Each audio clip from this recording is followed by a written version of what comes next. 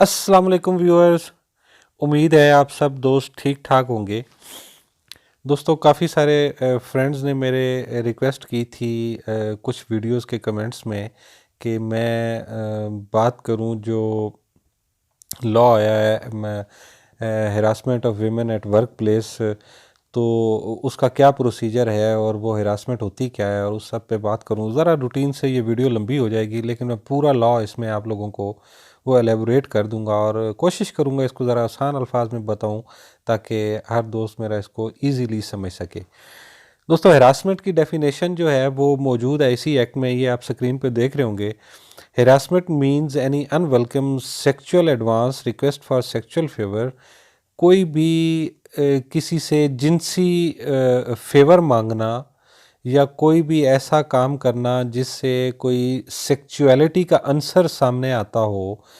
अब वो वर्बल भी हो सकती, ज़बानी भी हो सकती है, तहरीरी कोई कम्युनिकेशन भी हो सकती है, या कोई इशारा किनाया भी ऐसा हो सकता है सेक्सुअल नेचर का कोई ऐसा करता है, या कोई भी ऐसा रवैया अपनाता है जो जिससे कोई सेक्सुअलिटी का आंसर गालिब आ रहा होगा।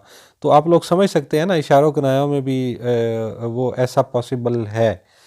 तो जो इंटरफेयर कर रहा है वर्क परफॉर्मेंस के साथ और जो इन धमकाने वाली सूरत हाल क्रिएट कर रहा है, मिसाल के तौर पे आप कोई फेवर मांग रहा है किसी भी ऑर्गेनाइजेशन में किसी खातून से कोई सेक्सुअल फेवर अगर किसी किस्म की मांग रहा है और साथ में उसको धमका रहा है कि जी अगर उसने ये ना की या हॉस्टाइल कर रहा है तो उसको ये नुकसान हो जाएगा, और वो जो वर्क इन्वायरमेंट है उसको ऑफेंसिव बना रहा है, तो या कोई ऐसी उसको कोशिश कर रहा है सज़ा देने की अगर वो रिफ्यूज़ कर रहा है कोई भी शख्स आगे से।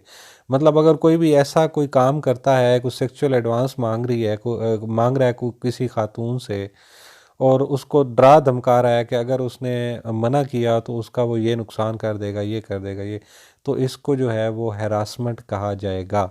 अब ऐसी सूरत में क्या प्रोसीजर अडॉप्ट किया जाएगा, मैं उस पर आता हूँ। ये पूरा प्रोसीजर मौजूद है उस पे। सेक्शन 3 जो है वो एक्ट का, वो ये कहता है कि हर ऑर्गेनाइजेशन एक इंक्वायरी कमेटी कंस्टिट्यूट कर देगी 30 दिन के अंदर अंदर। जिस दिन ये कानून पास हुआ है उस दिन से 30 दिन के अंदर अंदर एक इंक्वायरी कमेटी कंस्टिट्यूट कर दी जाएगी। अब ज़रूरी नहीं है, ये इंतज़ार नहीं करना कि कोई केस आएगा तो जैसे रूटीन में इंक्वायरी कमेटी होती है, ये ऑलरेडी इंक्वायरी कमेटीज़ कंस्टिट्यूट हो चुकी हैं तमाम इदारों में। अब इसमें यह भी कोई कैद नहीं है कि वो प्राइवेट है या सरकारी है, हर किस्म की जगह पे ये इन्फोर्सेबल है ये लॉ। अब इसमें यह बता दिया गया है कि the committee shall consist of 3 members, 3 member होंगे कमेटी के, जिनमें से कम अज़ कम एक जो है वो खातून होंगी और एक मेंबर सीनियर मैनेजमेंट से लिया जाएगा, और एक रिप्रेजेंटेटिव होगा, सीनियर रिप्रेजेंटेटिव होगा एम्प्लॉयज़ का। और इस तरह ये कमेटी जो है वो कॉन्स्टिट्यूट की जाएगी, और या सीबीए से एक मेंबर ले लिया जाएगा जो कलेक्टिव बारगेनिंग एजेंट होता है इंडस्ट्रीज़ में, तो उसमें से कोई एक मेंबर ले लिया जाएगा।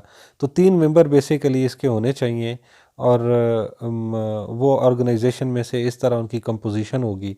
उसके बाद फर्दर अगर कोई ऐसी इंक्वायरी कमेटी जो है वो कॉन्स्टिट्यूट नहीं हुई, तो जो ही ऐसी कोई इंक्वायरी आ जाती है, रिपोर्ट हो जाती है, तो फ़ौरन ही कॉम्पिटेंट अथॉरिटी जो है वो 30 दिन के अंदर अंदर जो है वो इसको कर देगी, डेजिग्नेट कर देगी।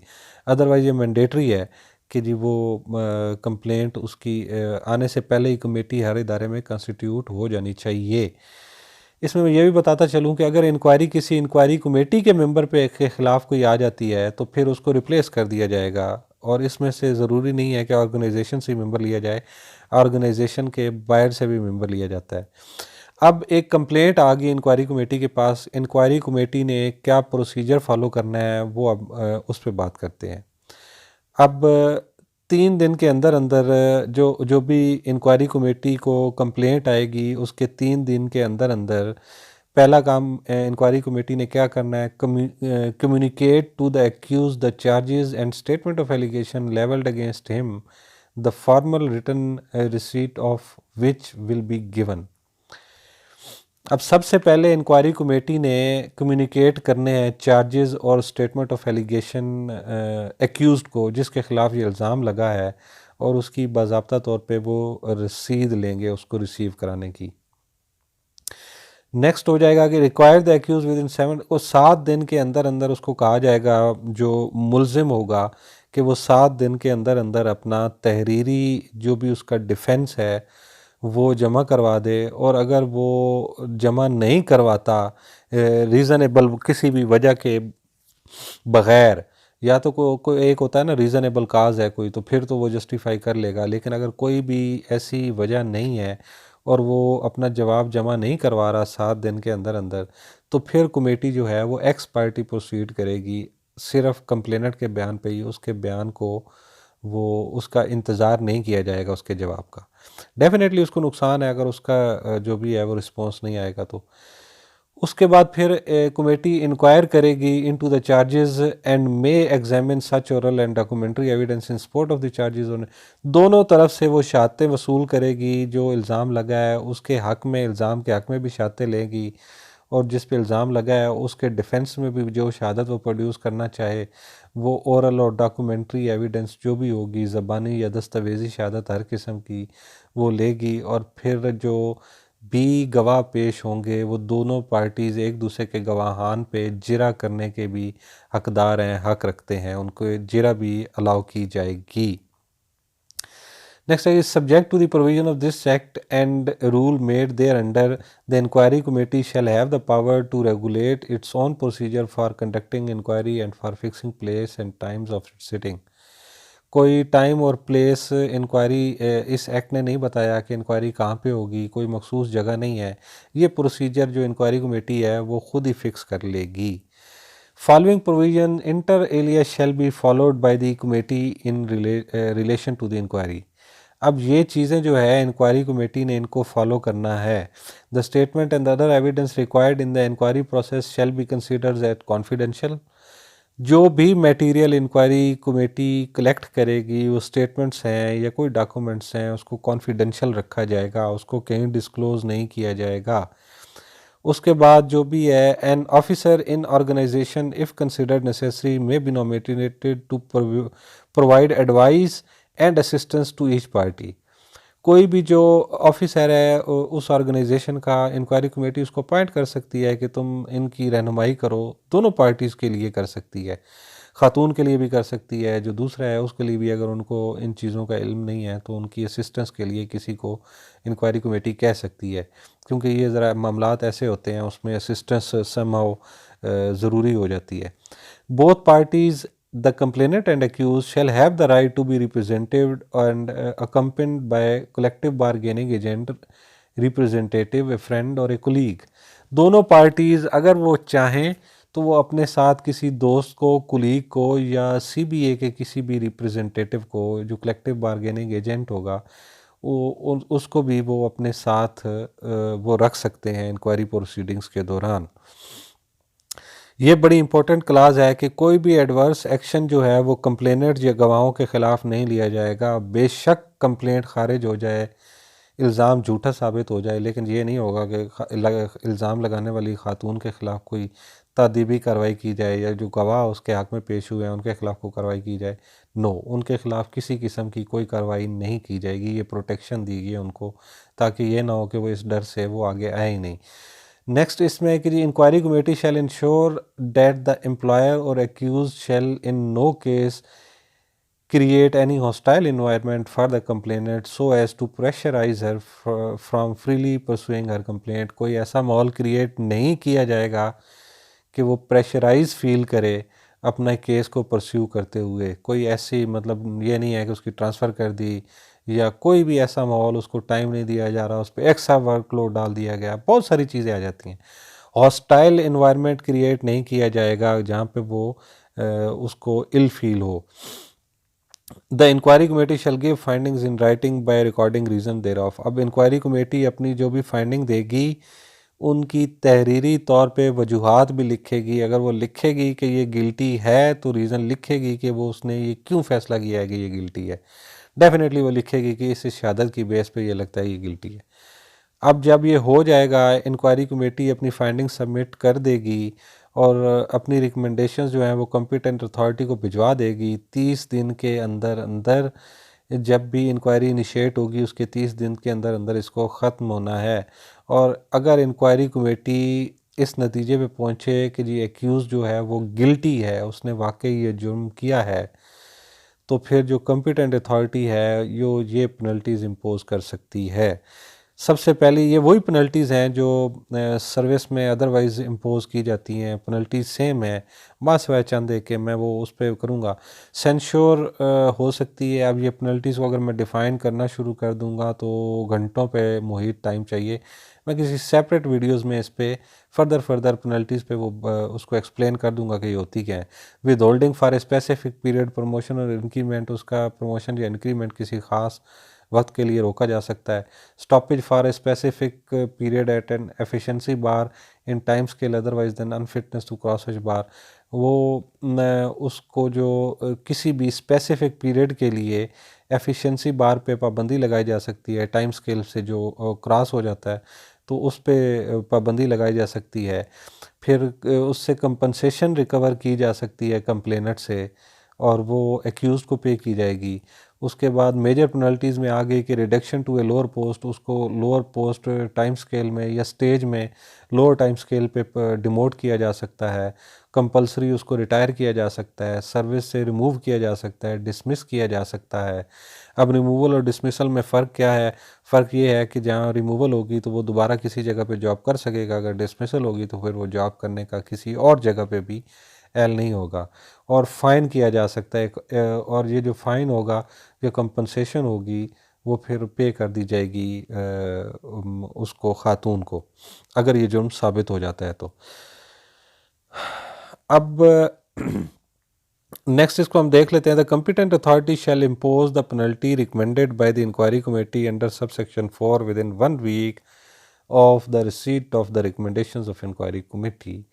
अब कॉम्पिटेंट अथॉरिटी का रोल सिर्फ इतना है कि वो पेनल्टी इम्पोज कर देगी जो भी उसको इंक्वायरी कमेटी ने रिकमेंड करके भेजी हैं, 1 वीक के अंदर अंदर, इससे लेट नहीं होगा, इसके अंदर अंदर उसने पेनल्टी इम्पोज कर देनी है। और इंक्वायरी कमेटी जो है वो रेगुलर बेसिस पे अपनी वो मीटिंग करेगी, इंक्वायरी प्रोसीडिंग्स इनिशिएट करेगी और कोई ख़ास वजह हो तो वो डिले कर सकती हैं, अदरवाइज़ वो डेली बेसिस पे और रेगुलर बेसिस पे इस इंक्वायरी को कंडक्ट करेंगे। नेक्स्ट इसमें एक जी, in case the complainant is in trauma, और अगर वो कंप्लेनेंट जो खातून है वो ज़हनी तनाव का शिकार है, किसी ट्रॉमा में है, तो उसके लिए काउंसलिंग का जो है वो साइको सोशल काउंसलिंग या मेडिकल ट्रीटमेंट के लिए का इंतज़ाम करेगी जो भी ऑर्गेनाइजेशन है वो। और ऑर्गेनाइजेशन में also offer compensation to the complainant in case of loss of salary और अदर। और अगर इस ये जो हैरासमेंट की सूरत में उसको किसी किस्म का नुकसान बर्दाश्त करना पड़ा है तो वो उसको डैमेजेस भी दे देगी जो भी ऑर्गेनाइजेशन होगी।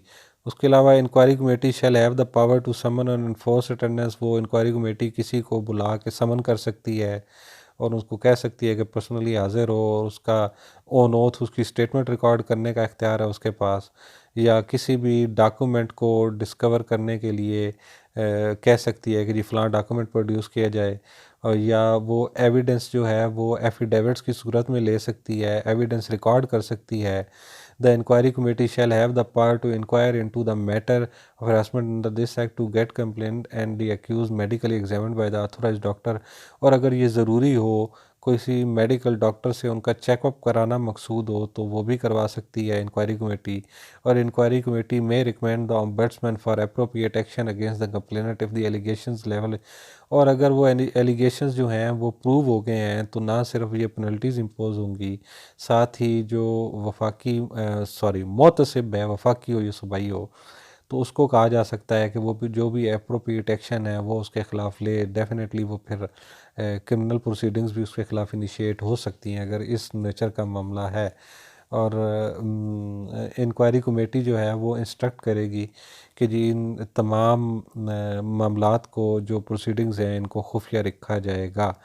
अब अगर माइनर और मेजर पेनल्टीज़ के खिलाफ अपील भी हो सकती है और any party agreed from the decision of competent authority on whom the minor or major penalty is imposed may within 30 days of his written communication of the decision prefer an appeal to ombudsman। जो भी party जिसके खिलाफ फैसला हुआ है वो उस 30 दिन के अंदर अंदर मोतसिब के पास अपील दायर कर सकता है कॉम्पिटेंट अथॉरिटी के डिसीजन के खिलाफ। और एक complainant agreed by the decision of competent authority may also prefer appeal within 30 days decision to जी वही हो गया, मैं सॉरी इसको रिपीट कर गया हूँ। द एपलेट अथॉरिटी में ऑन कंसिडरेशन ऑफ अपील में, अच्छा अब जो एपलेट अथॉरिटी है ओम्बड्समैन है मोतसिब है वो रेलेवेंट मटेरियल सारा एग्जामिन करेंगे और वो उस सज़ा को कंफर्म भी कर सकते हैं, उसको ख़त्म भी कर सकते हैं, उसको मॉडिफाई भी कर सकते हैं 30 दिन के अंदर अंदर। जिस दिन से अपील हुई है वो 30 दिन के अंदर अंदर इसका फैसला होगा। until such time that the ombudsman is appointed the district court shall have the jurisdiction to hear the appeals। और अगर कहीं पे ombudsman नहीं है तो डिस्ट्रिक्ट कोर्ट जो है वो अपीलें सुनेगी तमाम इन फैसलों के अगेंस्ट, अगर वो मौजूद नहीं है, और बाकी 1 से 3 तक जो भी था वो सारा उस पर अप्लाई करेंगे rule. On appointment of ombudsman the appeal pending before district court shall be stand transfer to ombudsman who may proceed within the के। और अगर वो किसी डिस्ट्रिक्ट कोर्ट में कोई अपील पेंडिंग है और इस दौरान ओम्बड्समैन की अपॉइंटमेंट हो जाती है तो फिर वो सारी अपीलें जो हैं वो ट्रांसफ़र हो जाएंगी ओम्बड्समैन को मुटेटस मुटेंडिस। तो दोस्तों ये था सारा प्रोसीजर। वीडियो थोड़ी सी लंबी हो गई है, उम्मीद है आप लोगों को नागवार नहीं गुजरी होगी। इंशाल्लाह फिर मुलाकात होगी अगली वीडियो में। तब तक के लिए अपना, दोस्तों का और गिरदो नवा के लोगों का सबका ख्याल रखिएगा। मेरे साथ रहने के लिए बहुत शुक्रिया। अल्लाह हाफ़िज़।